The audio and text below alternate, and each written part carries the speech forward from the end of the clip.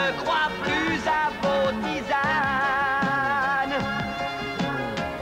On cueille les roses avant qu'elles fanent. On a choisi de s'éclater. Salut les racines carrées. Nous, ce qui nous plaît, c'est de prendre notre thé. Vous voyez, on a tout figé.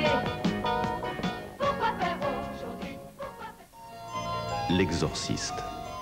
Vous en mourrez d'envie, vous en mourrez de peur. L'exorciste, jeudi 24 septembre, sur la 3.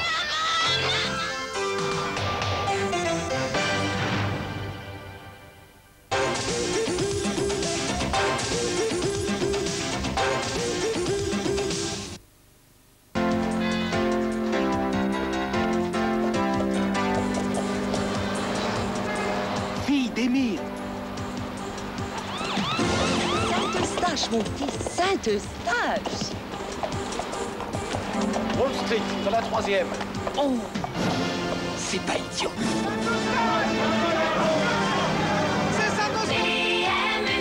Misez sur le bon cheval. On a bien fait de jouer Saint-Eustache. Enrayez le péril jaune avec le nouveau Signal Plus anti-tartre à rayures bleues. Signal Plus anti-tartre, pas de répit pour les caries, pas de répit pour le tartre.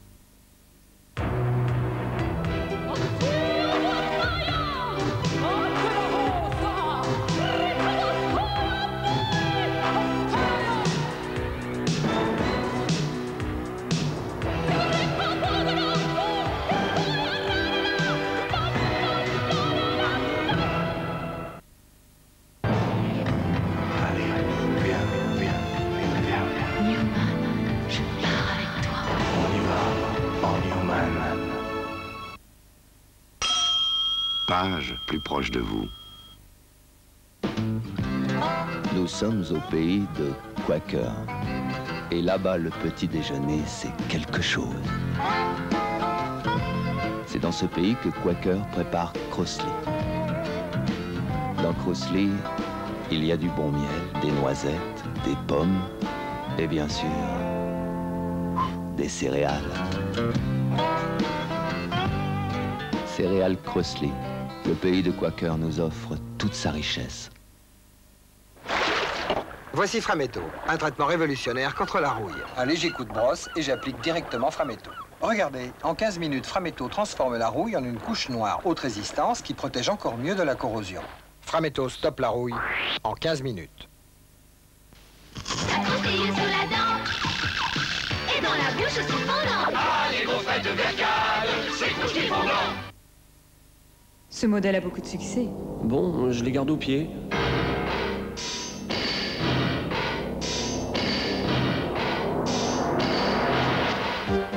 Adieu les casse-pieds. Salut les buggy.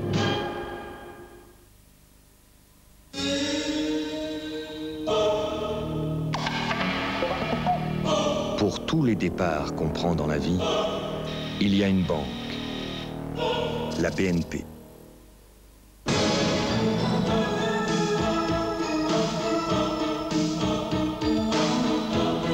Accompagner les projets de ceux qui vont de l'avant, c'est notre métier. BNP, la banque est notre métier. Le câlin qui me fait fondre, c'est le câlin de Yoplait. Bravo câlin, bravo la petite fleur. Tu me fais tourner la tête. Mon lait à moi, c'est toi. Aïe, fines herbes, quelle fête. Rouler, je n'aime que toi. Le roulet, il fait tourner la tête. Pour moi, la peinture laquée, c'était très délicat. Mais je ne connaissais pas crème de lac. Crème de lac est très résistante. Mais surtout, crème de lac ne coule pas. Pas de goutte, c'est encore Valentine.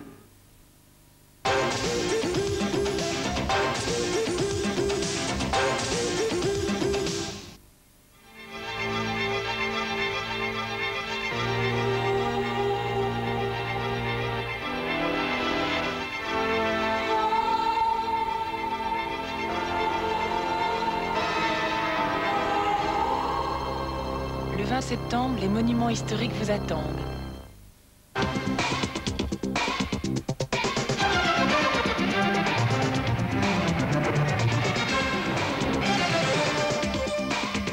Soir 3, Jacqueline Alexandre. Nouvelle-Calédonie, au lendemain du référendum, soulagement chez les loyalistes, indifférence chez les indépendantistes. Le reportage sur les réactions par nos envoyés spéciaux à Nouméa.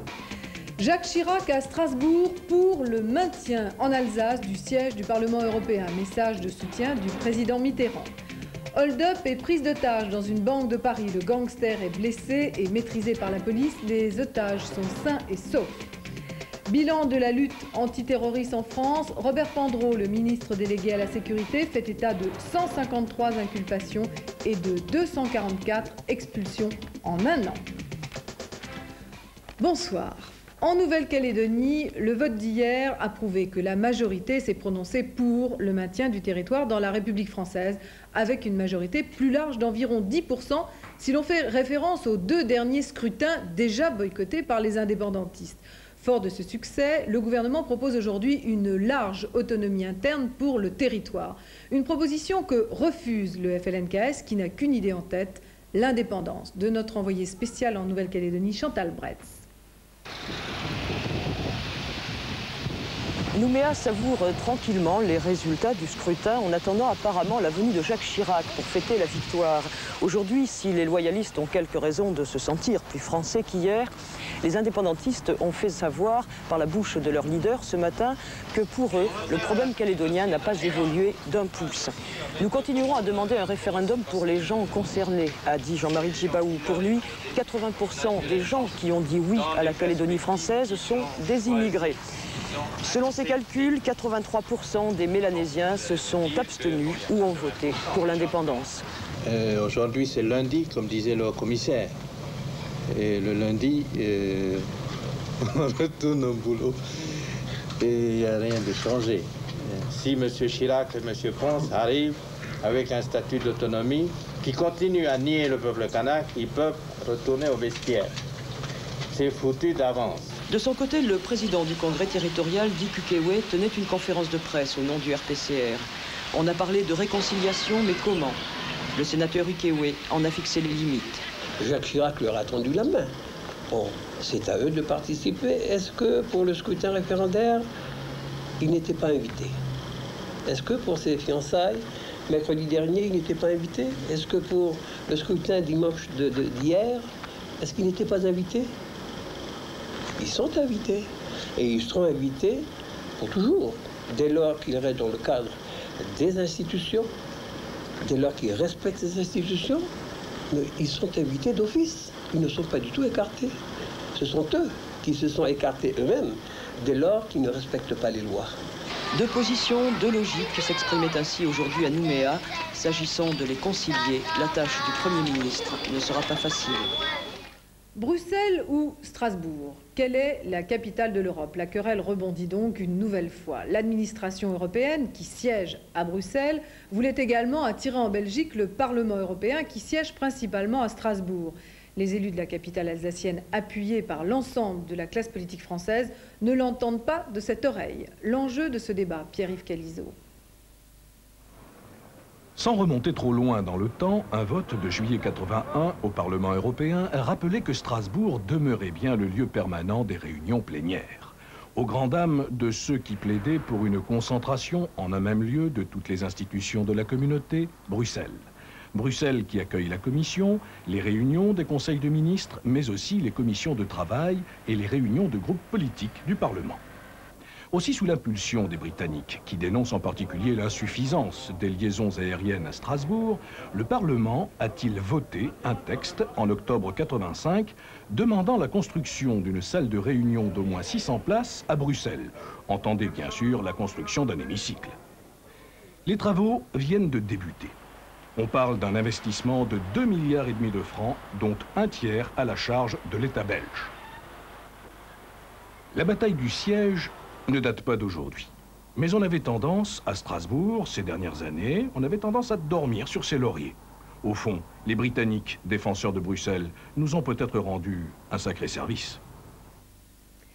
Les Français, unanimes avec l'appui des Allemands, souhaitent que ce soit Strasbourg. Au cours de l'Assemblée constitutive de l'Association internationale pour le renforcement du rôle européen, Jacques Chirac est monté en ligne pour la défense de Strasbourg comme siège du Parlement. Strasbourg n'est pas négociable. Que Strasbourg n'a rien à craindre.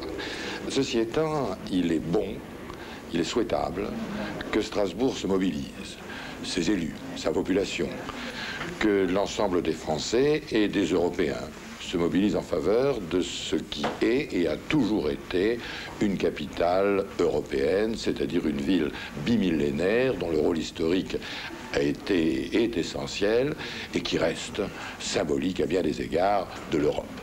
Alors il va de soi que le gouvernement français, soutenu d'ailleurs par l'ensemble des forces politiques françaises, c'est vraiment un sujet de consensus général, ne pourrait pas même imaginer un instant que le rôle de Strasbourg soit mis en cause. Le pape Jean-Paul II a demandé aujourd'hui aux catholiques américains amour et compassion pour les victimes du sida. C'est la première fois que Jean-Paul II évoque officiellement ce fléau. Jeudi, dans une clinique de San Francisco, le pape visitera une centaine de malades atteints du sida. Il faut dire que sur les 58 000 cas recensés dans le monde, 40 000 sont américains. Aujourd'hui à Paris, pendant plus de 5 heures, un homme a retenu en otage 2 femmes employées d'une succursale du Crédit Lyonnais. Sous la menace d'une arme de gros calibre, il exigeait qu'on lui remette une forte somme d'argent.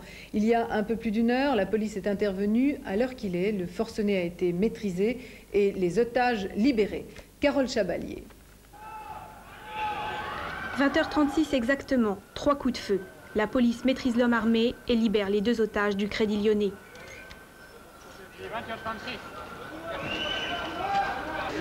Tout a commencé à 15h15, boulevard Sébastopol. Un homme entre dans l'agence et réclame 1 million de nouveaux francs pour, dit-il, les distribuer dans la rue. Les clients et le directeur de la banque ont le temps de s'enfuir pour prévenir la police. Mais 2 femmes employées de l'agence sont prises en otage. La police cerne le quartier et le directeur de la police judiciaire, M. Sanguin, entame les négociations à l'intérieur même de la banque. À travers les fenêtres, les hommes et les otages paraissent calmes, même souriants.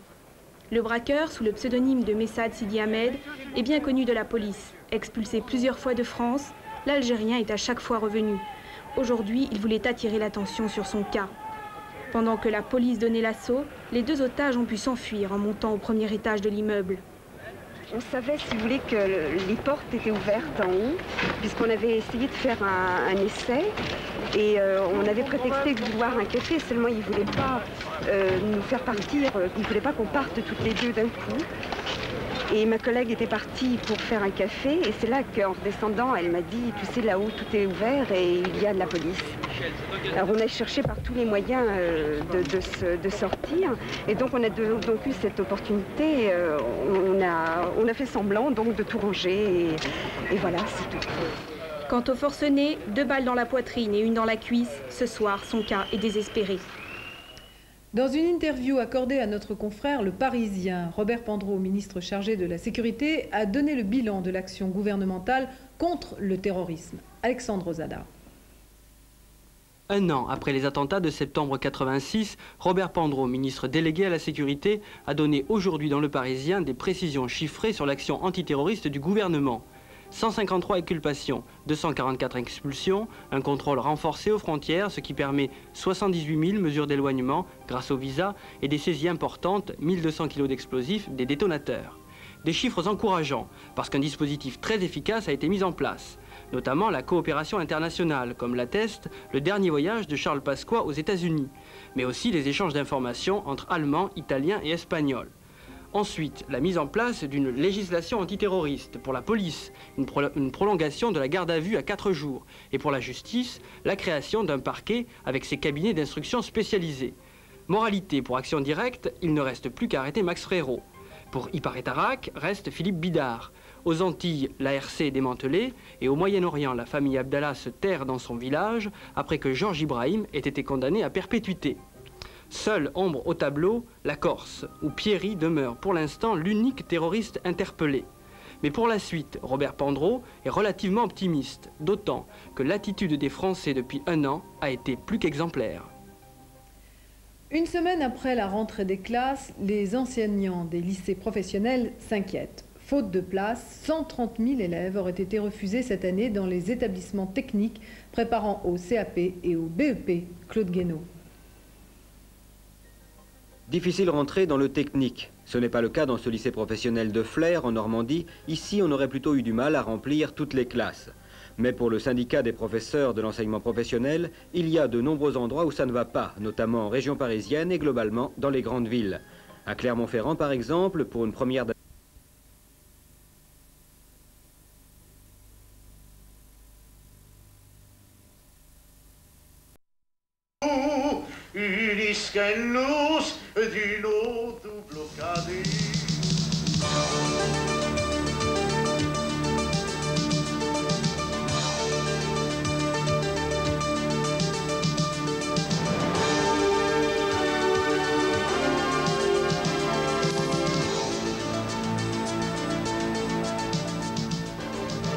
Allemagne-France, ce sont les Allemands qui l'ont emporté 2-1. Mont-Blanc, la gendarmerie s'oppose à la folle excursion d'une famille. Invité de ce journal, M. Didier Bariani, nous parlerons avec lui de la présence économique française en Asie.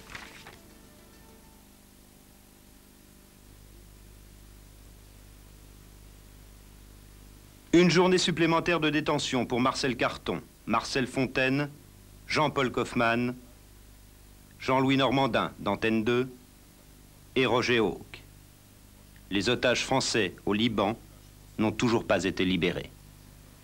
Madame, Monsieur, bonsoir. J'ouvre tout de suite une parenthèse pour vous préciser que les pannes qui ont affecté la diffusion de toutes les chaînes de télévision ce soir, à l'exception d'Antenne 2, étaient dues à une rupture d'alimentation électrique des émetteurs de la Tour Eiffel. Les équipes de TDF ont travaillé rapidement. Tout est maintenant rentré dans l'ordre. La nouvelle équipe de France a été surprise ce soir à Berlin par la rapidité des Allemands qui ont commencé ce match à toute allure. Ils ont marqué 2 buts en quelques minutes et ont dominé toute la première mi-temps. En revanche, les Français se sont bien repris dans la seconde mi-temps. Francis Marotto. Délicat le déplacement français à Berlin face à l'Allemagne, d'autant que l'équipe de France cherche toujours la stabilité en milieu de terrain. Seulement, après 3 minutes de jeu, ils vont être déstabilisés, les Français, par un premier but de Voller. Voller, l'attaquant allemand qui évolue à l'AS Rome, réussit même à passer la balle entre les jambes de Batz. Joël Batz, on le retrouve 5 minutes plus tard, corner allemand, et Voller encore qui devance la sortie de Batz. 2-0 pour l'Allemagne en moins de 10 minutes et les Français dominés dans tous les compartiments du jeu. Inquiétant, première mi-temps. Et puis la France retrouve une certaine assurance, sorte de garantie sur l'avenir. Un milieu de terrain qui évolue plus vite, développe bien, et la prime au risque s'avère payante. José Touré pour Eric Cantona, qui inscrit le but français. 2-1 à la mi-temps, c'est aussi le score final, et l'Auxerrois Cantona qui marque donc son arrivée en équipe de France.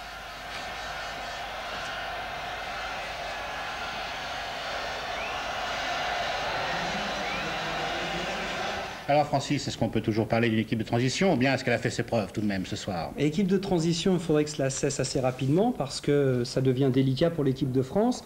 Mais il faut savoir aussi qu'en 1976, ce groupe qui est parti, je veux parler bien entendu de Platini, Bossis et autres Tigana, a mis longtemps à réussir de bons résultats, rappelez-vous. 78 en Argentine, ça n'allait pas très bien. Il a fallu attendre 6 ans, 82 en Espagne, et la deuxième partie d'ailleurs de ce mondial espagnol, pour trouver enfin une bonne équipe de France. Ensuite, ce fut l'apogée en 84 avec le championnat d'Europe, et 86, c'est-à-dire 10 ans après, une équipe de France un peu vieillissante qui arrivait quand même en demi-finale du mondial au Mexique. Alors il faut être peut-être un peu patient avec Passy, Touré, Fernandez qui évoluent ensemble depuis peu de temps quand même.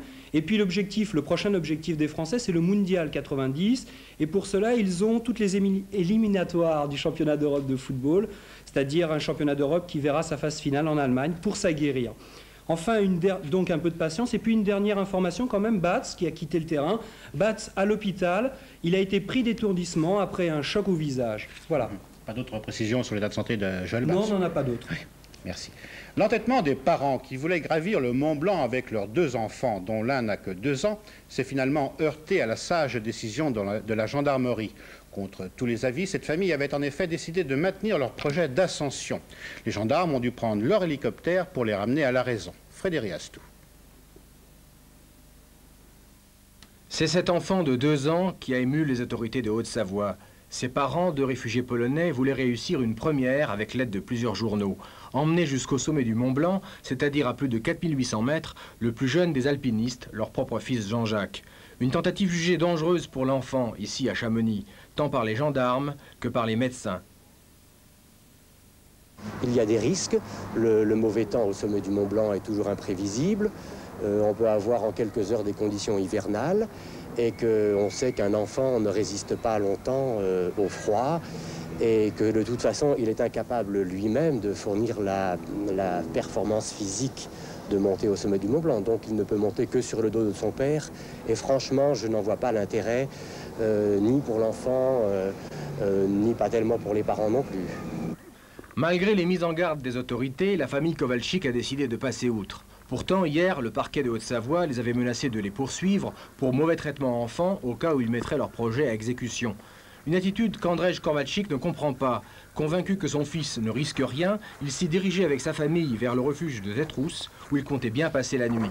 Ce pédiatre explique que ces Jacques sont plein en forme, c'est très bien physiquement, psychiquement, etc. Nous consultons le 12e spécialiste sportif à Paris. Cet monsieur parlait, c'est pas de problème. Mais après 3 heures de marche, les Kowalczyk n'ont pas dépassé l'étape du refuge de Tétrousse, car les gendarmes les attendaient sur place. À bord de leur hélicoptère, ils ont redescendu dans la vallée les 2 enfants et leur mère. En contrepartie, les autorités auraient renoncé à traîner les parents devant les tribunaux. Un quart de touristes français qui circulaient en Turquie est tombé dans un ravin de 60 mètres. 36 personnes ont été blessées, dont 2 gravement.